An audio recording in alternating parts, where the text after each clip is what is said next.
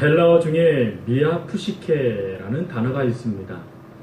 미아푸시케라는 이 단어는 누가가 사도행전에서 초대교회 성도들을 바라보면서 그들 속에 이전에 발견할 수 없는 놀라운 모습을 보고 그 모습에 합당한 단어를 바로 이 미아푸시케라는 단어로 사용하였습니다. 이 미아푸시케라는 이 단어는 누가가 제일 먼저 쓴 단어가 아니라 아리스토텔레스가 그가 쓴 책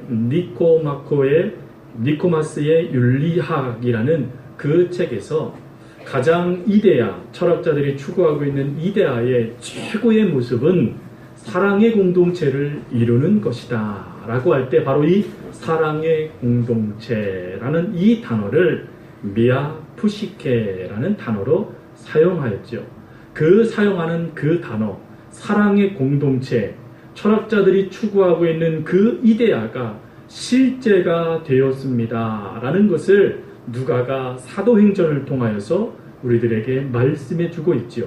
그 실제의 모습을 누가는 사도행전 4장 32절에 이렇게 기록합니다. 믿는 무리가 한 마음과 한 뜻이 되어 모든 물건을 서로 통용하고 자기 재물을 조금이라도 자기 것이라고 하는 이가 하나도 없더라.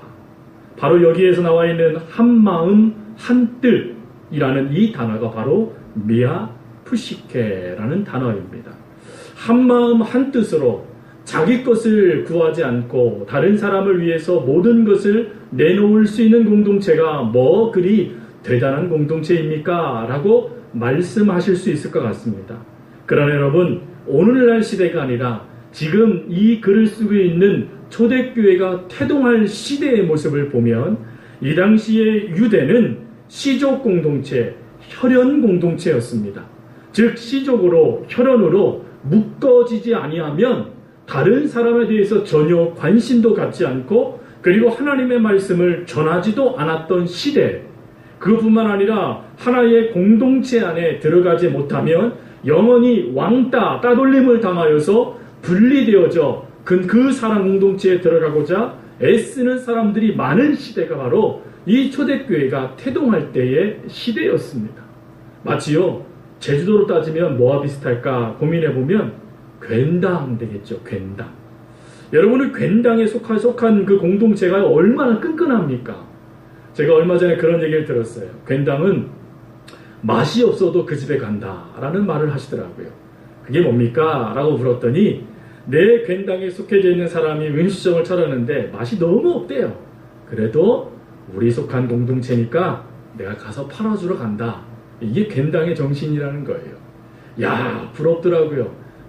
맛이 없어도 찾아가서 그 사람을 세워줄 수 있는 공동체. 여러분, 그 공동체가 얼마나 귀하겠습니까? 근데 그 공동체보다 더 끈끈하게 뭉쳐져 있었던 공동체가 바로 유대 사회의 공동체였습니다. 여러분, 그 공동체 안에 놀라운 변혁이 일어난 거예요. 전혀 알지 못합니다. 피 한 방울 섞이지 않았습니다. 같은 공동체원도 아닙니다. 이방인의 개처럼 취급했던 이방인들, 혈연이 다르고 생김새도 다르고 피부색깔도 다른 이들이 초대교회 안에서 한 형제, 한 자매가 되어져서 서로 사랑해주고 서로 인정해주고 서로 세워주고 서로 그리스도의 사랑을 나누는 놀라운 공동체가 이루어지고 있는 것이죠. 그래서 그 모습을 보면서 바로 이 미아푸시케, 바로 그 철학자들이 말했던 사랑의 공동체가 바로 지금 이 자리에서 실현되고 있습니다 라고 누가가 증언하고 있는 것입니다. 그러면 어떻게 이런 놀라운 아름다운 공동체가 됐을까요? 여러분, 그 공동체를 누가가 사도행전을 시작하자마자 소개시켜 놓지 않지요. 어느 다음에 소개시켜 놓고 있냐면 성령의 오순절 사건 이후에 이 아름다운 공동체를 소개시켜주고 있습니다. 무슨 말입니까? 성령의 놀라운 역사로 초대교회 성도들이 달라졌다라는 것이죠. 어떻게 달라졌습니까? 이렇게 달라진 것입니다. 한 뜻, 한 마음으로 그들이 모이기 위하여서 자신을 보기 시작한 거예요. 나 같은 죄인 살리신 주은혜 놀라와 라고 하면서 나같이 죽을 수밖에 없는 죄인, 나같이 하나님을 배반하고 늘 하나님을 향하여 등을 들렸던 죄인, 그리고 하나님의 사랑보다는 다른 사랑을 찾아 이리저리 방황했던 나 같은 죄인을 위해서 예수님께서 죄를 짊어지시고 그리고 대속의 제물로 돌아가신 그 은혜를 내가 어찌 갚을 수 있을까? 이들이 고민하기 시작한 것입니다. 그래서 그 고민 가운데 우리들의 호흡이, 우리들의 삶이, 우리들의 생명이 남아있는 이 기간 동안 최선을 다하여 나누자, 최선을 다하여 구제하자, 그래서 하나님의 사랑을 나눌 수 있는 공동체가 되자라고 이들이 하나님 앞에 성령의 은혜 가운데 자신을 바라보고 결단한 결과가 바로 미아프시케 사랑의 공동체가 되어진 것이다 라고 누가는 설명하고 있다는 것입니다. 여러분, 이 모습이 얼마나 귀했던지 사도 바울이요, 그의 믿음으로 낳은 아들 디모데에게 편지를 써서 디모데에게 권면을 하면서 디모데전서 5장 1절 2절에 이런 표현을 씁니다.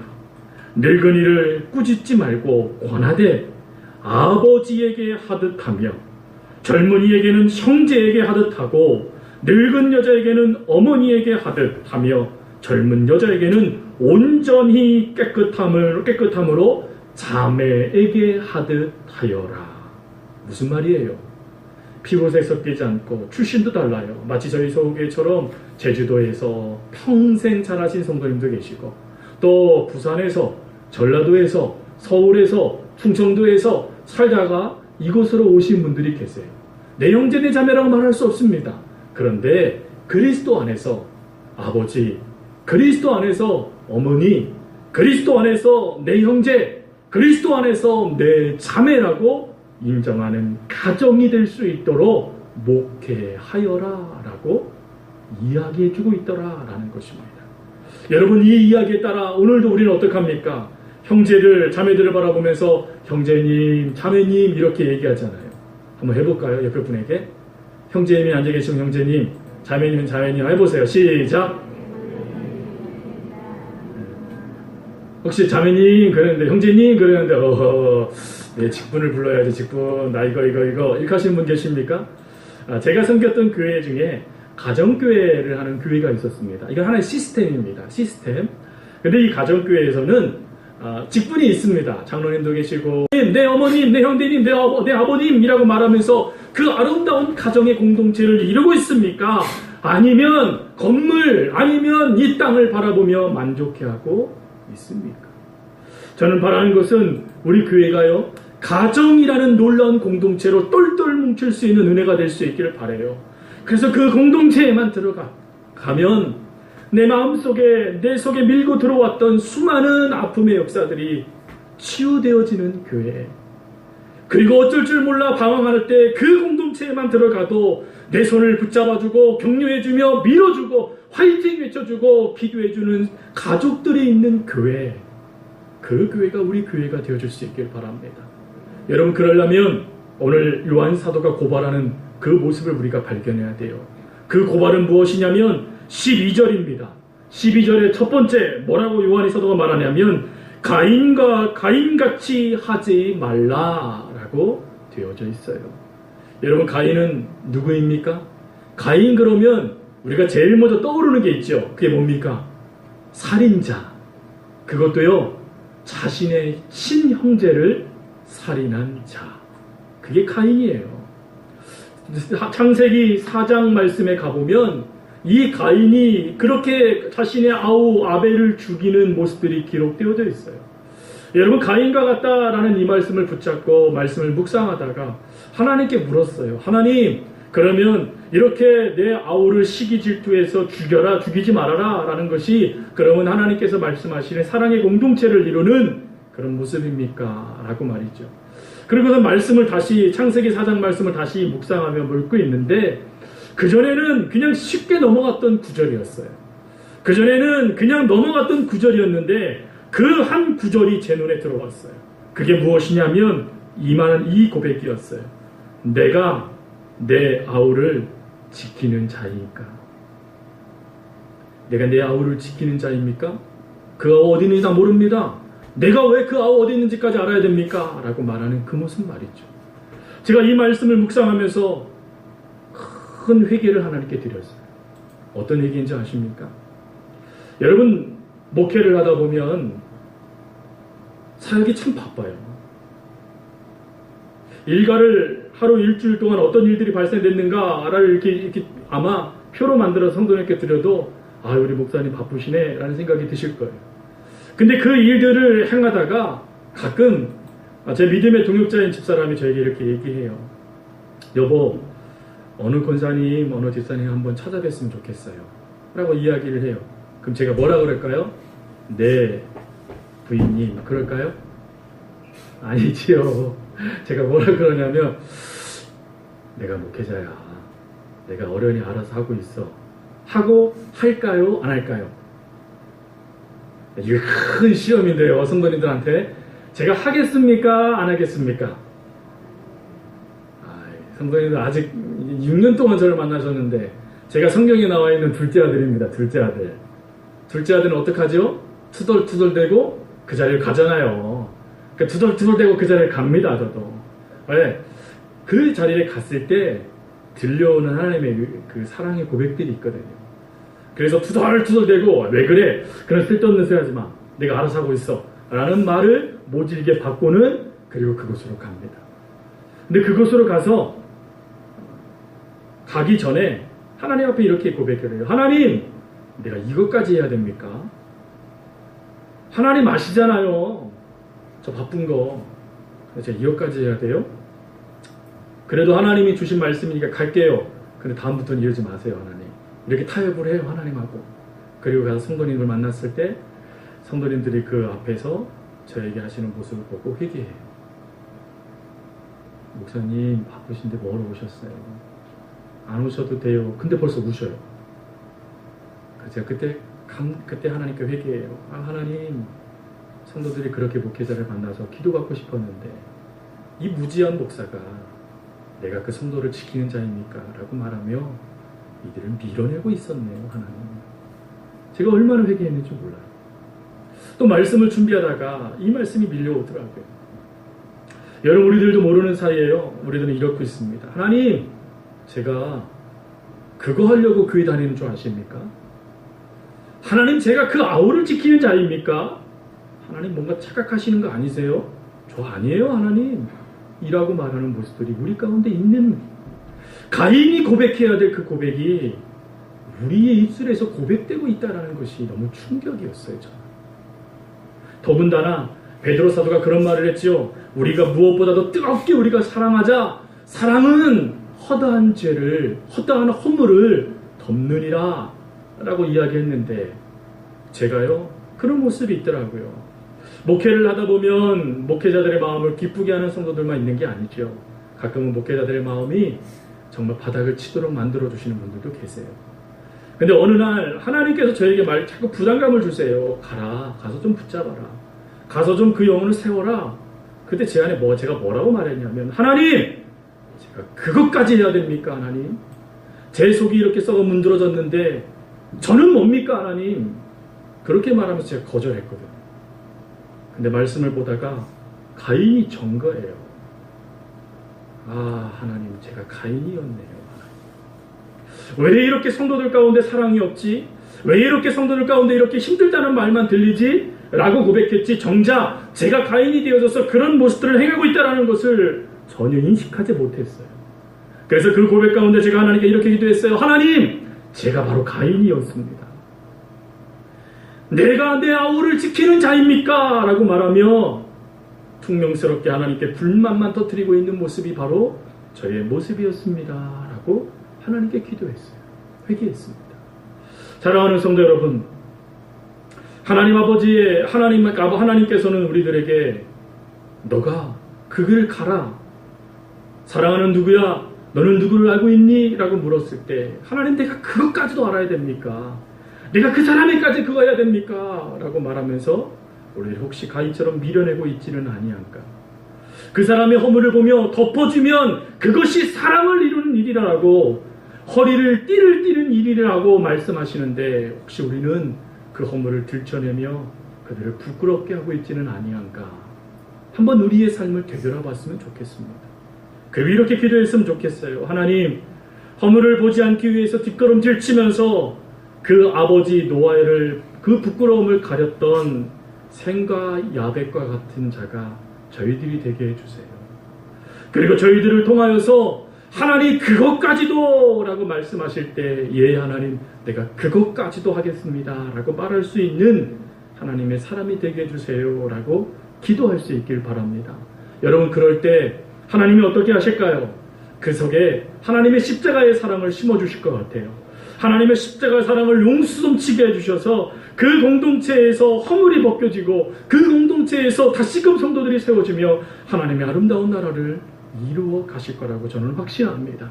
여러분 그런 확신 가운데 여러분 그러면 우리가 이 사랑의 공동체를 이루어가기 위해서 가인과 같은 특징이 나타나는 교회가 아니라 십자가의 사랑 가운데 사랑의 수고도 맞아 않는 공동체가 되기 위하여 우리가 기억해야 될 것이 무엇일까요? 오늘 성경은 우리에게 두 가지를 말씀합니다.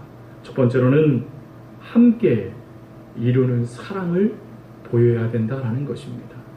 오늘 요한 사도는 우리에게 뭐라고 말씀하시면 우리는 서로 사랑해야 된다라고 말씀합니다. 함께 사랑해야 된다라는 거예요. 제가 한 신문에서 이런 글을 읽었어요. 칼럼이었습니다. 중국 정부가 분석한 한국 독립운동 분열의 4가지 원인. 소제목이 이래요. 임시정부나 독립운동단체들이 미국과 중국의 승인을 받지 못한 이유. 여러분 그 이유가 무엇이라 생각하십니까? 4가지가 적혀져 있었는데 그 중에 2가지는 동일한 거였어요. 첫 번째는 뭐였냐면 민족성의 단결 정신이 결여되었기 때문이다 라고 지적했습니다. 그러면서 이런 말을 해요. 각기 다른 마음, 각기 다른 정신으로 이완되어 의견이 갈라져 마치 마가 얽힌 듯이 나누어져 있기 때문에 저들은 늘 싸우기만 한다. 또 2번째가 또 똑같은 말이 이겁니다. 각 당파 간의 시기가 너무 심하기 때문이다. 그러면서 이렇게 설명해요. 서로 경계하고 양보하지 않아 자신의 권리가 침탈당하면 또 다른 사람에게 자신이 배제당할 것이 두려워하여 늘 자신을 드러내는 단체들. 근데 여러분 이 지적이요 이 사회를 아름답게 바꾸어 나아가야 될 교회에서도 보인다는 것이 문제라는 것이죠. 분명한 것은 예수님은 우리들에게 말씀하실 때 너희는 하나님 미랄이 되어져서 썩어 없어져 버려라 라고 말씀하는데 우리는 죽기를 싫어합니다. 내 목소리가 나길 원해요. 내가 무엇인가를 내 마음에 합한 일들을 하고 싶어 합니다. 더군다나 내가 무엇을 할 때 내가 배제당한다라는 생각을 가지면 참을 수가 없어요. 그러다 보니까 교회가 사랑을 이야기하지만 사랑이 없는 공동체가 되어져 버립니다. 여러분 이 틈을 누가 기가 막히게 파고들까요? 이단이 파고듭니다. 신천지를 연구했던 한 목사님이 신천지의 전략은 그들에게 놀라운 복음의 역사를 들려주는 것이 아니라 너는 사랑받을 존재다라는 것을 깨닫게 해준다라는 것입니다. 교회 안에서 상처받고 교회 안에서 그 마음이 힘들어져서 오늘도 어쩔 줄 몰라 하는 이들에게 찾아와 소속감을 준다는 거예요. 그리고 사랑을 나누어주면서 너는 사랑받을 충분한 존재야 라고 말하며 그 사랑의 공동체 안에 그들을 끌어안는다라는 것입니다. 그래서 성도들이 그 사랑에 갈망하다 이단으로 그 삶을 도장으로 찍게 되어진다라고 말을 하고 있더라고요. 여러분 어떻습니까? 교회에서 보여줘야 될 사랑이 보여지지 아니하니 이단이 거짓 사랑을 가지고 성도들을 미혹해요. 그래서 그 사랑으로 그들을 무너뜨리고 있다는 것입니다. 말씀을 준비하다가 그런 생각이 문득 들었습니다. 여러분 우리가 하나님의 말씀을 가지고 그 말씀에 목숨을 걸어야 되는 건 맞습니다. 목회자는 말씀에 목숨을 걸고 말씀을 전해야 되고 성도들은 그 말씀 앞에 늘 서면서 하나님이 뭐라고 말씀하시니 늘 들어야 됩니다. 근데 그것만 중요한 것이 아니죠. 그것과 함께 반드시 교회 안에 있어야 될 것이 무엇이냐면 사랑 아래를 핥고 있는 성도들이 있는가 없는가를 우리가 날마다 점검해 봐야 된다는 것입니다. 혹시 오늘도 배고픔 가운데 그 사랑의 배고픔 가운데 갈망하며 나 좀 누가 좀 사랑해 주세요 라고 말하고 있는 성도들이 혹시 이 자리 가운데 있지는 아니한가 우리가 늘 살필 수 있는 교회가 되어야 된다는 것입니다. 예전에는 우리들이 내가 내 아우를 지키는 자입니까? 라고 말했던 우리들이 사랑의 수고를 마다하지 않으면서 그리스도의 사랑 안에서 내 가족, 내 형제, 내 부모, 내 가족이라고 말하면서 그들을 위해서 눈물을 흘리며 땀을 흘리며 수고하기를 마다하지 않는 공동체가 바로 우리 서호교회가 되어야 되지 않겠습니까? 여러분, 그런 교회가 되어야 될 줄 믿습니다. 우리 서호교회가 그런 모습 가운데 사랑이 회복되어지고 치유가 회복되어지고 은혜가 나타나며 그 공동체에만 들어가도 하나님의 은혜 가운데 거할 수 있는 가족과 같은 공동체, 우리 교회가 되어야 됩니다. 근데 이 공동체요, 앞에서 목회자가 때로는 성도님들이 혼자서 목에 핏줄 세워가며 외친다고 되어지지 않아요. 함께 해야 됩니다. 함께 그리스도의 사랑으로 함께 해야 돼요. 나 이거 치유된 다음에 그거 할게요. 나 좀 뭔가 마음에 여유가 있은 다음에 그거 할게요. 나 지금 믿음이 바닥인데 믿음 회복되면 그거 할게요 라고 하는 것이 아니라, 힘들고 어렵지만 그 자리에서 일어나 제가 같이 할게요 라고 하며 손을 드는 성도들이 많아질 때 사랑이 온전하게 이루어지는 교회가 되어진다라는 것입니다. 함께 하실 수 있길 바랍니다. 함께함으로 사랑을 이루어가는 공동체가 될 수 있길 바라요. 그리고 두 번째로, 우리 이 놀라운 말씀 가운데 우리가 기억할 것이 무엇입니까? 우리가 본문 말씀을 읽지 않았지만 16절 말씀에 요한 사도는 우리들에게 이렇게 말을 해요. 그가 우리를 위하여 목숨을 버리셨으니 우리가 이로써 사랑을 알고 우리도 형제들을 위하여 목숨을 버리는 것이 마땅하니라. 무슨 말입니까? 사랑, 결국은 하나님과의 관계를 통하여 이루어진다라는 것입니다. 여러분, 가인이 왜 분노했을까요? 아벨이 자기보다 더 큰 제사를 드려서 분노했습니까? 아니죠. 그 분노의 대상이 아벨이 아니라, 자기 동생이 아니라 누구였습니까? 하나님이었습니다. 하나님이 자신의 제물을 받아들이지 않는 모습을 보면서, 심지어 자신조차도 받아들이지 않는 모습을 보면서 분개하면서 말하는 것이죠. 내가 내 아우를 지키는 자입니까? 라고 말이죠. 그리고는 그 아들을, 그 아우 동생을 향하여서 다가가서 말을 합니다. 그리고는 그를 돌려쳐 죽이는 역사가 가인이 하나님께 분노함으로 나타났던 결과다라는 것이에요. 여러분, 여기에서 우리 시사하는 말씀이 무엇입니까? 그리고 오늘 본문이 우리에게 들려주시는 말씀이 무엇입니까? 하나님과의 관계가 깨어지면 여지없이 내 형제, 내 자매, 형제님, 자매님, 아버님, 어머님이라고 말할 수 있는 영적인 관계들이 다 깨어져 버린다는 것입니다. 그래서 우리들이 제일 먼저 해야 될 것은 무엇이냐면, 바로 16절 말씀처럼 예수님께서 먼저 우리들에게 그와 같은 본을 보이셨으니 우리가 이와 같이 해야 된다라고 말했던 요한 사도의 모습처럼 먼저 하나님과의 관계가 우리 가운데 세워져야 돼요. 먼저 하나님과 관계가 온전하게 세워지면 비로소 내 형제를 향하여 불쌍한 모습이 보여지기 시작하고 안타까운 마음이 들어지기 시작하며 저 형제 저 자매를 위해 내가 무엇을 해야 될 거라고 하며 하나님 앞에 기도하기 시작한다라는 것입니다. 그 공동체가 살아납니다. 여러분, 이 힘이, 이 능력이 바로 우리에게 하나님께서 주시고자 하시는 것입니다. 사랑의 공동체가 되기 위해서 하나님은 말씀하세요. 너는 나에게 집중하여라. 그럼 내가 너에게 집중하여 너가 속해져 있는 공동체, 너를 살려줌으로 그 공동체를 내가 살려주겠다라고 하나님께서 말씀하신다는 거예요.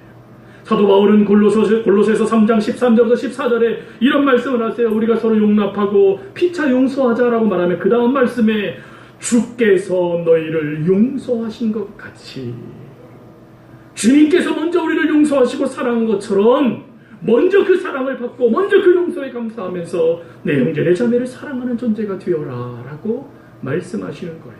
사랑의 키는 우리에게 있지 않습니다. 사랑의 키는 하나님께 있어요.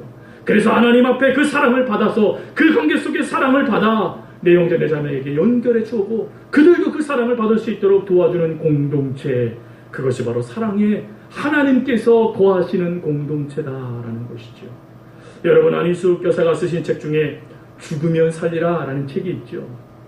그 책에요, 이런 예가 실려져 있더라고요.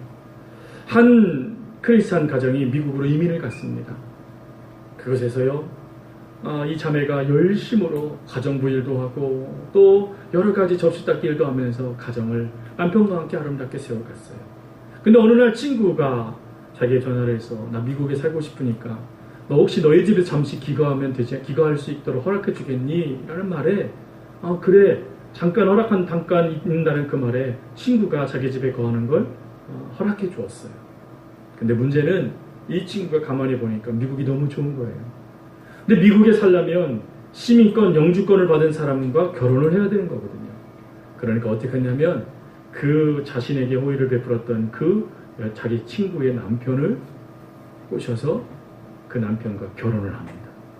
그러다 보니까 갑작스럽게 이 자매가 과부가 되어진 거예요. 그 아픈 상처를 가지고 자살할까 고민하다가 그 아픈 모습을 가지고 하나님 앞에 나아갔어요. 하나님 이게 뭐예요? 라고 하며 하나님께 울부짖고 있는데 하나님께서 문득 한 사람을 만나게 하셨대요. 그 사람이 미국인이었어요. 재미난 말로 미국인. 그 미국인을 만나서 결혼을 하게 되어지고 그 삶을 살아가는데 알고 보니까 이 미국인이 백만장자였던 거예요. 그래서 이 가부였던 이 자매의 인생이 갑작스럽게 하나님의 은혜의 삶으로 바뀌게 되어졌습니다. 근데 문제는 그 다음이었죠. 그렇게 자신을 버리고 간 남편, 자신의 그 우정을 배신했던 그 여자친구가 차를 타고 가다가 차 사고가 나게 됐고 그 차 사고로 인해서 둘 다 반신불구가 되어진 것입니다. 남편은 그 가족들이 한국에서 데리고 갔는데 문제는 이 여자친구였어요. 이 여자친구는 병원에 버려진 신세가 된 겁니다. 그 소식을 들어요. 하나님께 기도합니다. 하나님, 저 원수 같은 저 아이를 제가 어떻게 해야 될까요? 하나님께서 말씀하세요. 사랑하는 딸아, 내가 너를 사랑했듯이 사랑하여라. 도저히 이룰 수 없는 그 말에 이 자매가 결단해요. 그리고는 찾아가서 그 반신불구가 된 자신의 가슴에 못을 박은 그 친구를 정성으로 돌봐주기 시작합니다. 그러면서 그때에 이 자신을 배반하면서 움직였던 이 자신 친구가 바로 그 자매에게 이렇게 말합니다. 나는 너에게 아픔을 주었는데 너는 나에게 사랑을 주니. 그럴 때 이 자매가 한 말이 참 놀랍더라고요. 하나님 때문에 그랬다는 거예요. 사랑할 수 없는 일을 사랑할 수 있는 것은 하나님 때문이라는 것입니다. 사랑하는 성도 여러분, 하나님의 사랑을 받고 오늘도 이 자리에 계신 성도님들, 여러분들은 지금 하나님 때문에 누구의 희망이 되고 계십니까? 누구에게 살아갈 이유와 누구에게 살아갈 동기를 주고 계십니까? 원수 니느웨의 땅에 희망의 사도였던 요나처럼, 원수 다윗 그에게 주어졌던 희망의 친구 요나단처럼, 그리고 모든 성도들의 원수였던 사울 그의 희망이 된 아나니아처럼 여러분들은 지금 누구의 희망이 되고 계십니까? 여러분들이 희망이 되고자 하는 그 사람들에게 그리스도의 사랑 때문에 여러분들이 찾아가 그들에게 희망을 나누어 주면 니느웨 땅에서 수많은 사람들이 하나님께로 돌아왔던 것처럼, 원수 다윗이 하나님의 위대한 왕이 되어졌던 것처럼, 그 원수 사울이 하나님의 이방인의 위대한 사도 바울이 되어졌던 것처럼 놀라운 하나님의 역사들이 이루어지지 않겠습니까? 말씀을 마칩니다. 사랑하는 성도 여러분, 우리 사랑으로 함께 아름다운 공동체를 이루어 갑시다. 하나님께서 원하시는 이 사랑을 위해서 오늘도 사랑의 수고 마다하지 않읍시다. 그것까지도 말입니까? 라고 말했을 때 내 속에서는 거부가 일어난다 할지라도 믿음으로 하나님 때문에 아멘 하며 그것까지도 갈 수 있는 은혜가 있길 바랍니다. 그리고 끝까지 주님 붙잡으며 오늘도 하나님, 내가 누군가의 희망이 되겠습니다. 하나님, 내가 하나님 사랑 때문에 오늘도 누군가에게는 희망이 되겠습니다 라고 말하며 살아갈 때 하나님은 우리를 뭐라고 말씀하실까요? 비로소 너희가 내 제자이구나 라고 말씀하실 거예요. 그 제자들이 모여져 있는 교회 공동체 성도님들이 될 수 있기를 간절히 주님의 이름으로 부탁드립니다. 우리 기도하겠습니다.